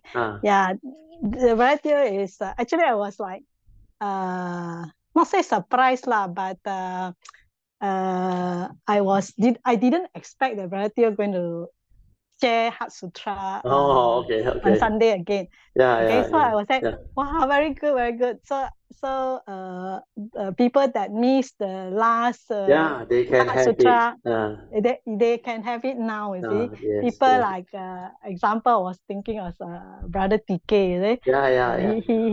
He was telling me that he wanted to listen to this Heart Sutra class again. He should listen again. From Brother Teo, because the previous one he missed it actually. So with this news, I told him just before the class, I sent him a message to say you get the choice now. You can listen to this Heart Sutra session again, because Brother Teo is going to repeat it. You should let the Singapore group know. So anyway, that will be good for him. Good news for him, because he told me that he wanted to listen to this Heart Sutra. If Brother Teo going to share one more time, Okay, so that is one of it. The other one I wanted to share. I want to say something about today's class is, I mean, it's slightly different from the first time that Brother Teo shared, because this time Brother Teo kind of give a lot of things that is very useful to my cultivation, Brother Teo. Yes. The way you talk about it, because Heart Sutra is for me personally, with Guan Yin, right? Guan Yin Pusa, right? Yeah. I mean, somehow we have, I mean, not just myself, but a lot of Kayamitas have strong affinity with Guan Yin, So just mention the name only, wow, we like feel very joyous and happy, that we get to hear about the Guan Yin's Heart Sutra again, And this time, Brother Teo also talk about the Heart Sutra itself, the mantra, right? Yes. And how that can help us to develop affinity with Guan Yin, which I believe so, Brother Teo, because definitely. Yes, because I mean, before I know even this affinity thing, Brother Teo, I had been chanting the Heart Sutra, but not in English or Chinese, the Sanskrit, Brother Teo, the Sanskrit one. No wonder. Yeah. So anyway, that I know this gati paragati parasam gati, then so without knowing that I'm developing affinity with Guan Yin already, Brother Teo, you know what I mean? Oh, sadhu. No You see, wonder. everything do blur, don't know, but just do, do. That's why that chanting is very important, like what is mentioned in the Lotus Sutta, Miao Pa Le Noa Chi. In the distant part, all those who started, they only utter a few words only. The affinity is already built. Sometimes Namo, that 2 words is enough. Namo. Then after that, all the various great beings, they got their own sutta or mantra, or whatever how they call the Buddha's name that they actually undertake when they come as the 5 aggregate of form and mind for future coming as Bodhisattva. So you will develop all this understanding, and if you look at Guan Yin, the manifestation of Guan Yin, that 84 manifestation of Guan Yin, where he compiled all those names into the compassionate, the great compassionate mantra, Da Bei Zhou. That one is all the 4 hours of all the 84 manifestation of Guan Yin, where he was remembered, and he did a lot of very good, very wholesome and magnificent things during those lives. So they actually combine all those 4 hours into a great compassion mantra, where his cultivation is based on wisdom and compassion, and she has a lot of compassion. So during those 84 manifestations, the form and mind that came with all those 4 house, they did a lot of very, very compassionate work. That's why that 84 manifestation, the combination of all the names, can create that type of efficacy, that type of mantra. They call it the Da Bei Zhou, great compassion mantra. Means not only is Ci Bei compassion mantra, but Da means great compassion mantra. So this one, when you chant them, not only one but 84 together, and they create that efficacy and the affinity. That's why the Mahayana, a lot of them, they were taught to chant this Da Bei Zhou. And that great compassionate mantra has its great benefits, efficacy, and what they call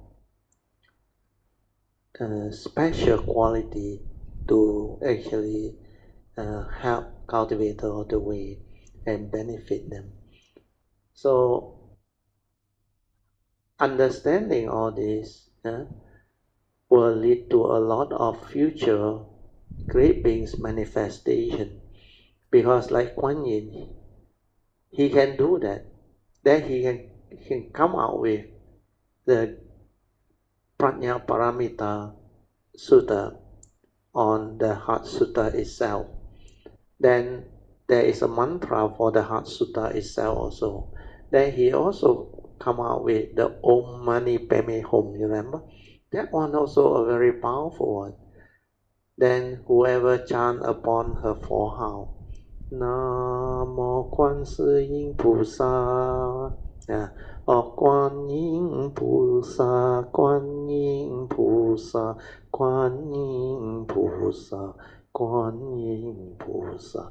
Just like Amitabha, you recite until your heart, that vibration enters your nature and your heart. Then the chanting and the awareness become one. Then they call it the xiang yin, affinity, that match. So when that thing happens, the affinity that is established is very strong, and many people able to develop affinity Kuan Yin is because of all this which are available. And she also have a vow: whoever who call upon her forehead or her mantra or whatever, there will be a response if you do it sincerely and all things. So all these are the understanding that can manifest from the great beings' cultivation and practice. And because of what their nature is, they are capable of arising all this. That's why they come out with this special vow or additional vow to actually allow cultivator of the way to develop the affinity and the ability to not only connect to them, but receive from them the blessing, the protection, and finally the guidance. So these three, blessing, protection, and guidance, they are very important. Very good. Oh, I didn't know you chanted the Sanskrit one first. Sadhu. No wonder you received so fast. Yeah.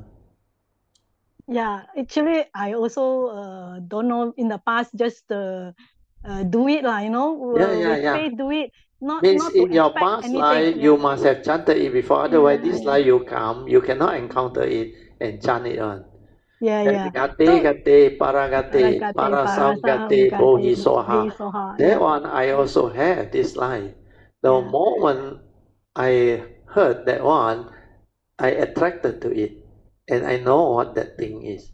That's why very unique, very special. So this mantra of the great companion. That's why this Sutta, although I English educated and this like I come, the moment I hear it, I straight away penetrate it or no. I got no doubt or no. I straight away know what that thing is or no. No. And it is like so beautiful, that like this is something I have already had the understanding before. That's why everything that you have cultivated in the past, they will come back to you and manifest on. Then as you develop the ability to comprehend all this teaching, your past will come back to you. And when your past come back to you, your past cultivation from your spiritual nature, then even a lot of things that I never learned this life, I inherited back. That's why I came to understand all this, the Bodhisattva way, everything. Actually, this life nobody taught me. But on my own, I can develop the understanding and recall all these practices. Even the asking for forgiveness, repentance, then the three approach to resolve everything amicably. Means initially you need to ask for forgiveness and do the repentance you do. Then you vow not to repeat all this. We are following the advice of the Buddha to avoid all evil, do good, and purify the mind. Then after that, the next one is very beautiful. To invoke power of merits. But after you follow the advice of the Buddha, you develop a lot of wholesomeness. You develop a lot of parami. Then when you invoke power of merits for causes and conditions for you to progress along the power of Dhamma, avoid the foolish, meet out with the wise, so that enlightenment here and now can be realized as soon as possible. And to cultivate affinity with great beings. Then sometimes also for our worldly turnaround, like our karmic obstruction, help us to break it, so that we can gain back our life to have a second chance at cultivation, at developing the understanding to live life and all those things. So all this can be the understanding, and it will manifest. So as you continue with this type of cultivation, especially awareness-based, the nature can develop all the understanding, then your spiritual nature will become more and more developed, until like finally that karmic nature, where you develop until most of the time you will not have any more negativity. Then all of your cultivation is very wholesome one. Maybe whenever you take birth, before you connect, that few years before you connect, even like Eckhart, he go through, he also got depression, all those things. But karmic, not much already on. They come normally there to repay whatever minor one only. Like myself, when I was young, I remember before I was Form 4, especially before Form 3, I remember I got minor like cut here and there, minor thing, very minor thing that I had to pay back on. Later on I come to know, and it showed it to me on.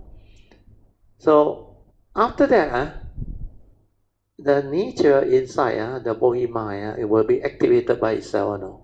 Then you know how to search. Then you know how to inquire. You know how to question. Then you know how to move in the direction where the karmic inheritance you will receive. Then when the time comes, the great being's nature also will come. Like this, like in 86, I remember Kuan Yin's nature came because I asked for guidance, protection, and blessing. Then it came now. That open up my hand and pour the triple gem onto it and tell me, you have to move fast, not much time left.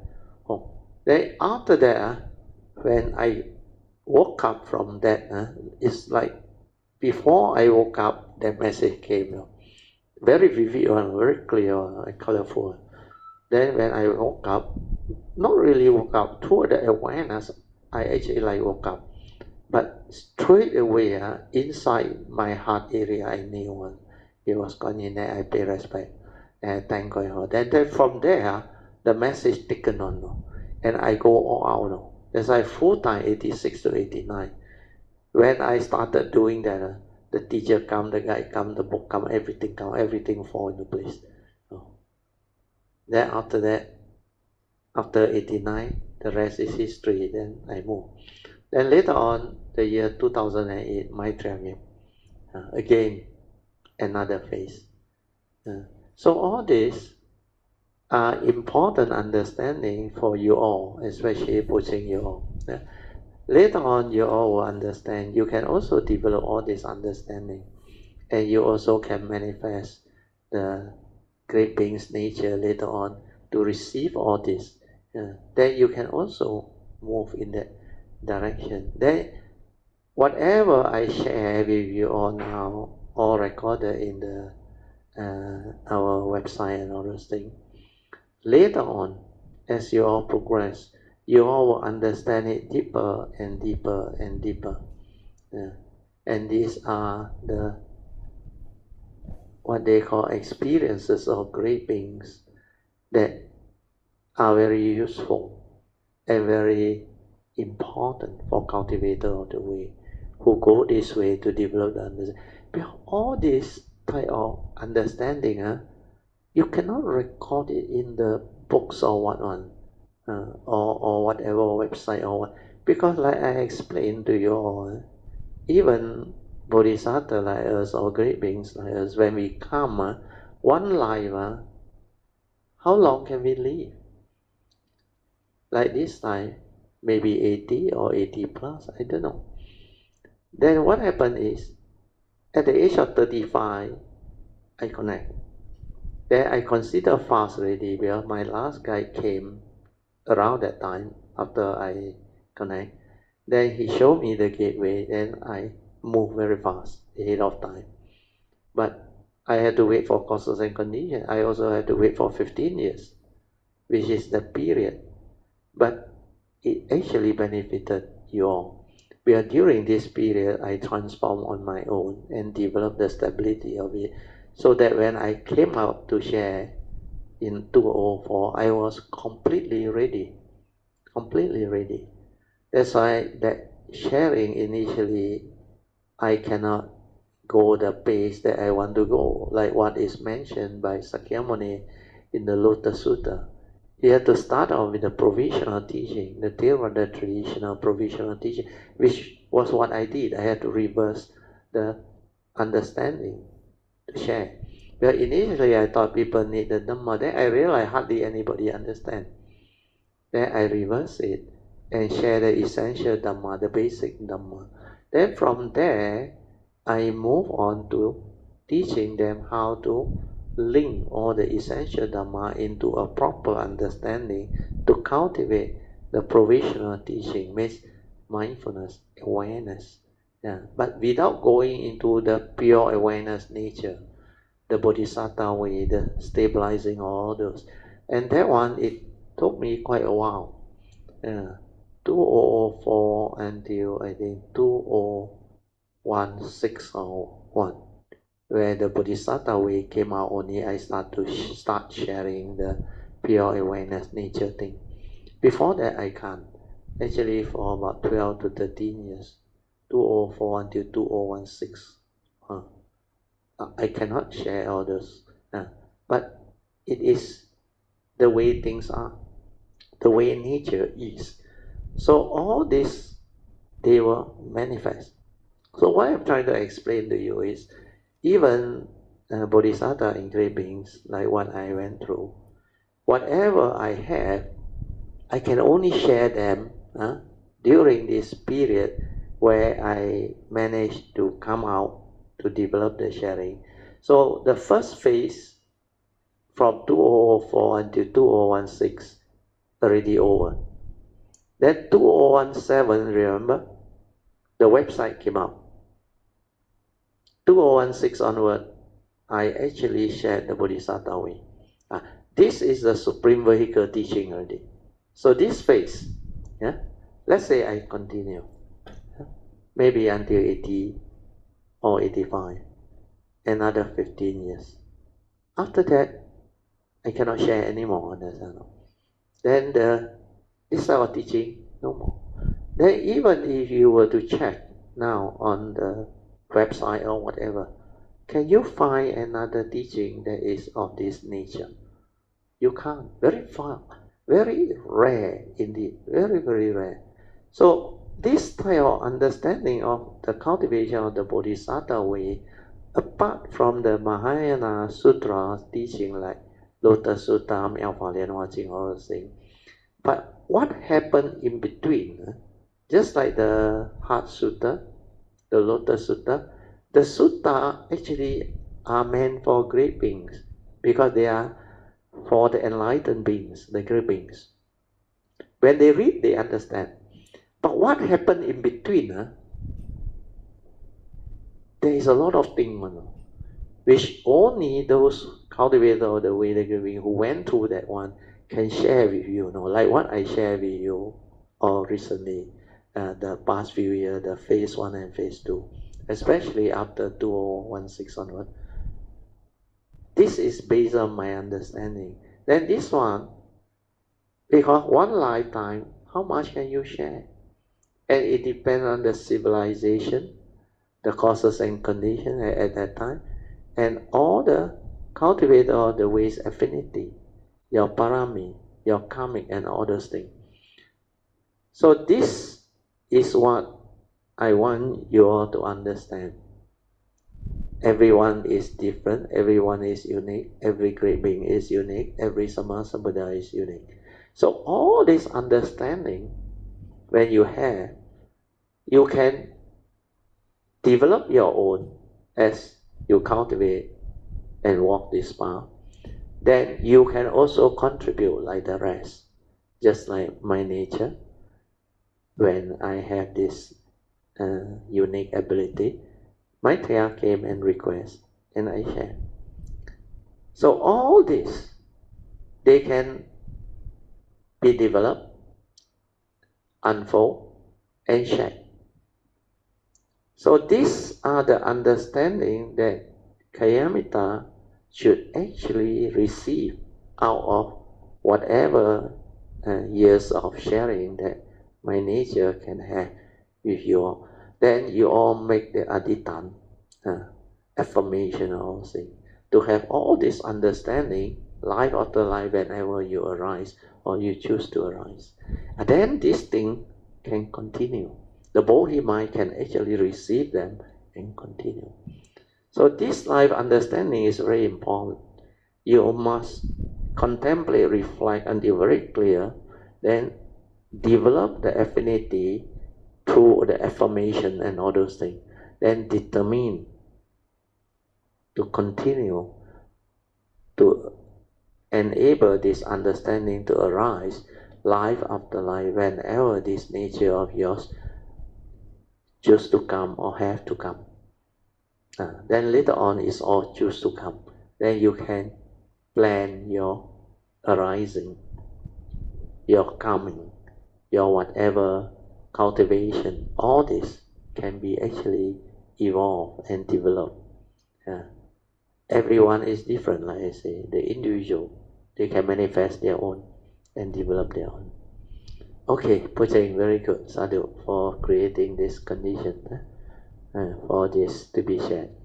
You continue. Sorry, Pujeng. Yeah, sadhu, Brother Teo. Yeah, Brother Teo, as you mentioned earlier, if you have shared very difficult sutra like the infinite meaning, sutra innumerous meaning, meaning. innumerous meaning, or the Lotus Sutra. In 2004, nobody can understand you. Nobody can understand you. Nobody understand. And a lot of people will also not be able to benefit from it, Correct. And they won't stay also. They will just walk away. Or run away. They cannot understand. Yes, cannot understand. So, like you say, there must be condition and timing for everything, Correct. So I actually sincerely want to express my kangen and deepest gratitude to Brother Teo for sharing later, that we get to benefit people like us who are late. For those who have the causes and condition, and yours one is very unique because that MCO is actually a blessing in disguise, purposely designed for you. For late bloomers like us, Brother Teo. That we benefit as a result, that you share later that we benefit. So my deepest gratitude, sincerely, my gratitude and respect for Brother Teo for having so much compassion for this human being, for us, for us to. Also, your parami. If it's not your parami, this thing won't happen. It's not by chance. It's like meant to be. All this, they will fall into place. And not only that, you need to arise and develop this so that there is faith for other Kalyamita to move. Otherwise, actually, without you developing the understanding and transformation, a lot of Kalyamita may still have doubt, that, are you sure this teaching? Hardly anybody can do it, But after you develop it, a lot of other Kalyamita develop the faith, even like Alicia, they all, and many others. They start to move. and they start to be diligent, even PG they all. So all this is like meant to be.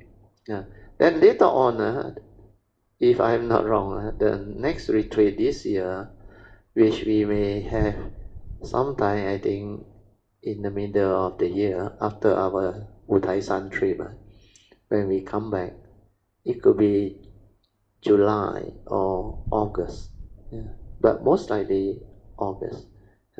We will have our retreat again, the next one, where I was told by Padmasuri.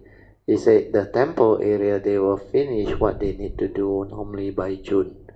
And July onward, that is the window.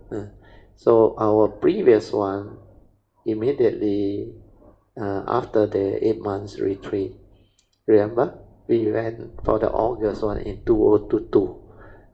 That time, I think only limited to 20 over of us, the numbers.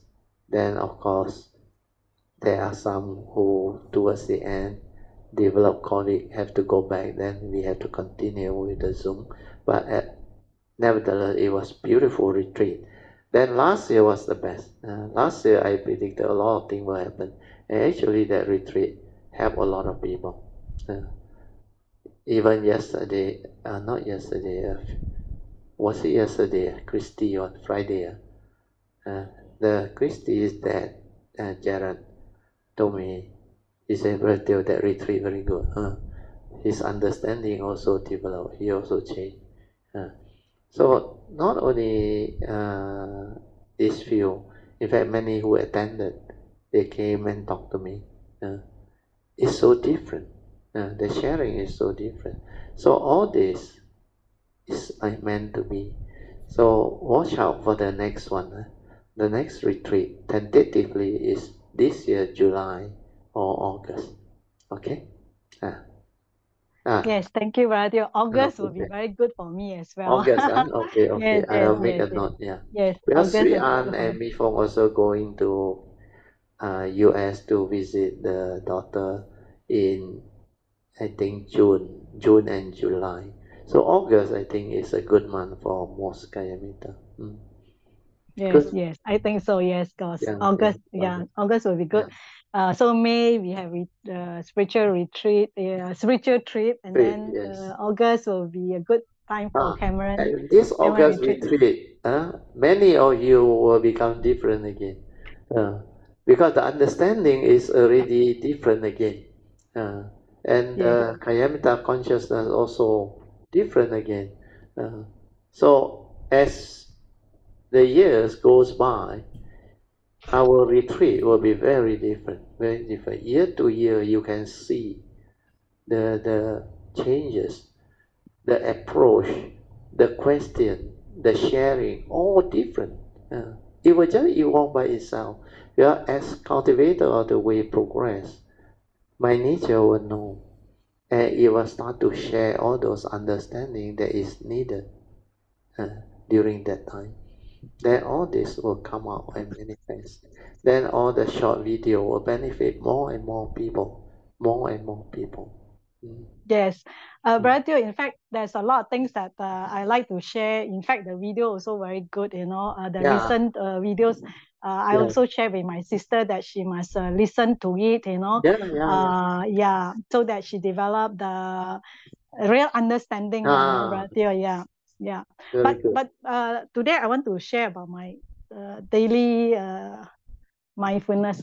Dharma in daily life, yes. So coming back to this, before I talk about other things, before I forget, so I want to say about the Dharma in daily life. I especially like to, how do I say it now? Pay respect to Kuan Yin, because after, actually, it's not that I understand all this through the chanting of the Fohao or through the mantra itself. No, I just chant the mantra without knowing anything, brother. Even when I read even when I read the Heart Sutra, I cannot fully understand those profound prashna, paramita. Yes, no problem.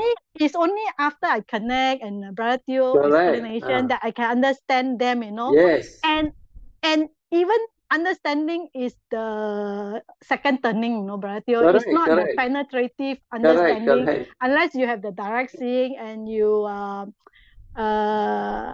the direct seeing in pure awareness that you fully understand it. Okay, coming back to this Dharma in daily life, right? So something happened that I can really understand Kuan Yin cultivation, Brother Teo. Sadhu. I cannot understand what do you, I mean, beside the illumination of the five skandha, right? But I always understand this Kuan Yin Bodhisattva is actually, renowned as the Bodhisattva that understand the cries of the world. Okay? Yeah. That understand or listen, the word is, listen. Is listen. Listen. The Bodhisattva who hears the cries of the world. So it's through the hearing, Brother Teo. She penetrated and go deep into her pure awareness, the nature, and illuminate the five skandha is Brother Teo. So after I read the Surangama Sutra, right, for the first time, Brother Teo, okay, I read it. Then I said, oh, so wonderful, Brother Teo, okay. And then something happened to me in the most recent weekend, recent days, the recent weekend, that I can really finally come to a full conclusion that I understand Kuan Yin Bodhisattva, the Bodhisattva who hear the cries of the world. Okay. So what happened is cultivation is very unique. Her cultivation. Yes, it's very unique. And a lot of her vow has become part of nature's law. That's why the manifestation happen automatic one. The Kuan Yin's nature is everywhere. Then the vow has become part of nature's law. It will just manifest or no. You don't need to have Kuan Yin everywhere to listen to all. That nature already develop the vow until it's part of nature's law. Then that vow manifests one, like the vow that she has. Whoever call upon his four how or mantra or whatever, there will be a response if you do it sincerely. So that one is part of nature's law. That's why it will manifest one. So all those chanting the great compassionate mantra, Om Mani Padme Hum, or Gate Gata Gate Parasam Gate, and all those, they will immediately receive response. Of course, the response when it comes, it can be under different conditions. Some under danger, time, distress, and all that, like my mother one. Then there will be a response. Then it will manifest. Then some is for their cultivation and all those things. Then some is for their protection, blessing, and guidance. So all these automatic one, part of nature's law that nature will manifest. Once you have affinity, it will come, it will manifest. That's why you come to understand after reading the Surangama part, the Kuan Si Yin. Si is the universal voice or sound. So the cry is one of them, understand? Means the great compassionate nature is all over the world to actually fulfill whatever vow that her nature has manifested and become part of nature's law. Then this manifestation, just like Amitabha Buddha, they will actually respond automatically. No need to have that being's nature to be everywhere to actually fulfill all this. Because it's part of nature's law. That's why it can manifest. And this understanding is beautiful, very, very beautiful. That's why it allows the future coming of all those great beings to also innovate their own understanding and let it manifest. For me, my innovation is I want this understanding to actually manifest whenever this nature arises. Means follow the Bodhi mind. Yeah. So that one also another innovation. That's why Maitreya knew and asked me to share this. So there are two parts. One is the 正法, 传下去. Second one is the cultivation of the 正法 through this way to speed up the cultivation. Very good. Pushing sadhu. Yeah, you continue. Yeah. Okay, so coming to the sharing part, right? To speed up. Okay, yeah.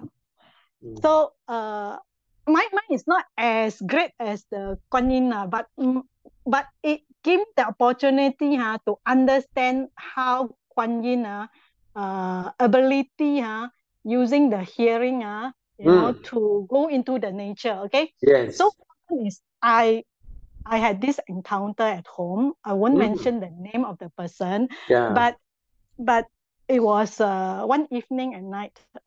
I was watching TV, and then I will call this person in the family as a person A. Person A was hungry and wanted to eat some food.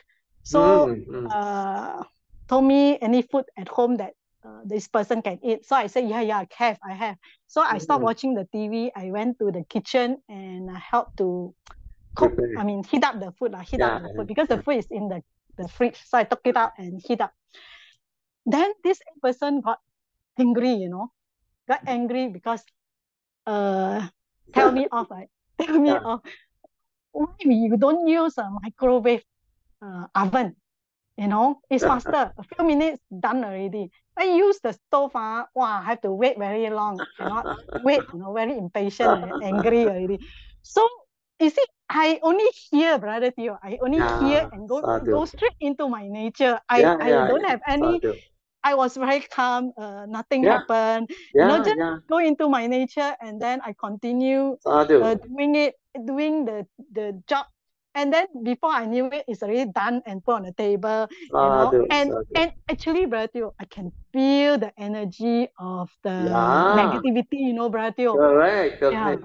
Yeah. And this is beautiful because when you can see things as they are, when your wisdom is there, the movement inside become different.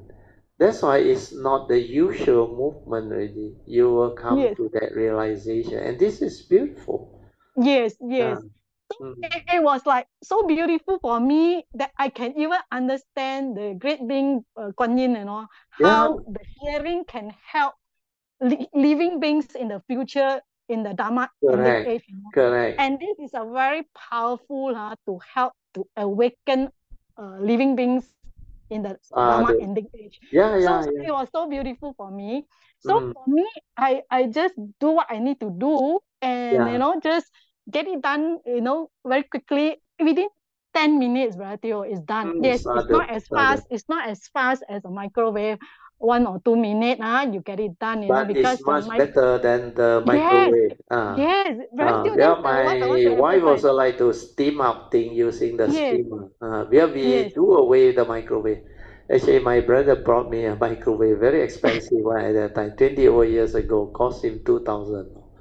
But then it broke down after, I think about 10 years or what. Then we didn't want to buy another one. So my wife go and buy a good steamer, 3-layer one. Using the steam to steam and warm up food or whatever is very good. Yes, Brother, that is precisely my point that I want to come to. Yes, the reason, I mean, I want to use the conventional way steaming. It's a lot healthy. More healthy. Yes, the microwave oven, actually, from what I understand, it break down the molecular structure of the food. becomes something that is not healthy anymore. Correct. And we consume all the unhealthy food for what? We want to be healthy, and then we do using all the convenient devices. Correct. And when you are near the microwave, I can tell you, I'm a technical person, I know. This type of wave you cannot see, Exactly. Then, if the microwave actually broke down or got any problem, you don't know what happened or not. That wave can actually come out. Can escape, yes. Okay, I want to talk about this also, Brother Teo. This one, I read because I want to investigate why the microwave is no good. So to share with my family that that is a scientific proof, why it's no good as well. Although people want to use the convenience way, but actually it's very unhealthy and it's harmful for all people. And risky. Yeah, risky. Okay, coming back to this microwave, right? Okay, what happened is it changed the molecular structure of the food, right? This is number one, so make it unhealthy. Second one, like Brother Teo said, the energy of the microwave can escape, from the microwave, you are standing around there, then you open that thing, you think no more. Actually, that thing is still there. Then our body also, like the food, with water content, everything. The microwave, Brother Teo. And you have to put in your hand to take the thing out. Sometimes you have to be careful. Yes. So what happened is this research scientist said the microwave oven, the gasket over time also will get spoiled, and you do not know it's spoiled. And then all the energy of the microwave come out, and it hurt your body, your eye especially. It can damage your eye very easily.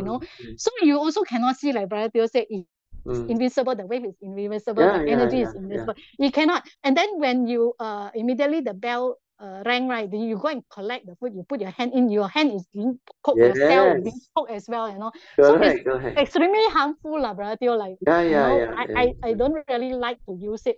In fact, I also bought one years ago, and then over time, I read more and more, and I actually use less and less, and then I throw it away. I throw it away.